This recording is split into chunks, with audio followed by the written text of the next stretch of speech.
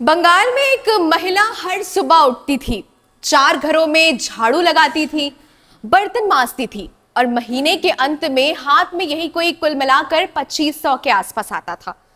अब वही औरत विधायक बन चुकी है और जो सरकार 15 साल से बंगाल की जनता को यह बता रही थी कि वो गरीबों की हमदर्द बनी फिर रही है, वो सरकार खुद इतिहास के कूड़ेदान में जा चुकी है।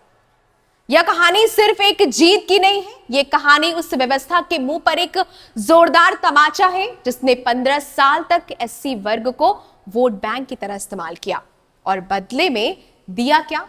कुछ भी नहीं। पश्चिम बंगाल, जिला बर्धमान, औशग्राम विधानसभा, सीट नंबर 273 जो कि एससी आरक्षित थी। यहां से बीजेपी उम्मीदवार कलिता मांझी ने टीएमसी के श्यामा प्रसन्न लोहार को हराकर जीत दर्ज की है। जीत का अंतर है 12,535 वोटों का। कुल वोट मिले 1,07,692।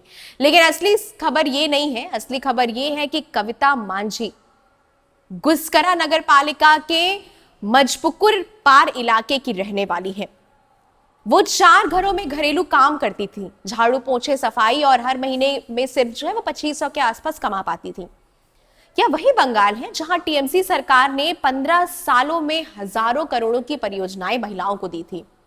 लेकिन एक ऐसी महिला जो उसी समाज से आती है जिसके नाम पर यह सीट आरक्षित है, वो 2500 में गुजारा कर रही थी। यह किसका विकास था या किसके लिए था?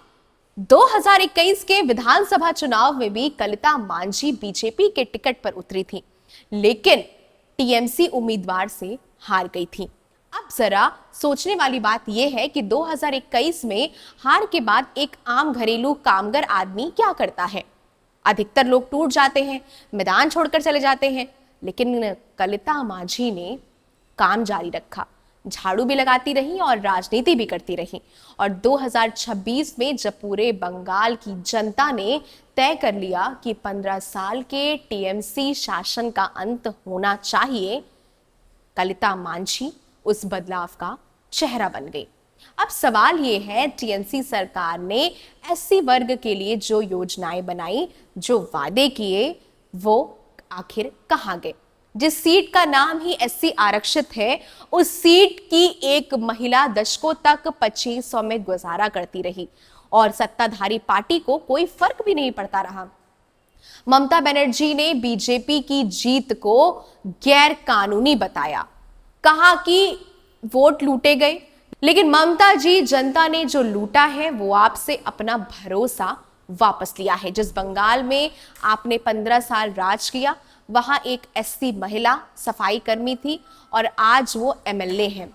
यह आपकी नाकामी का बड़ा सबूत है।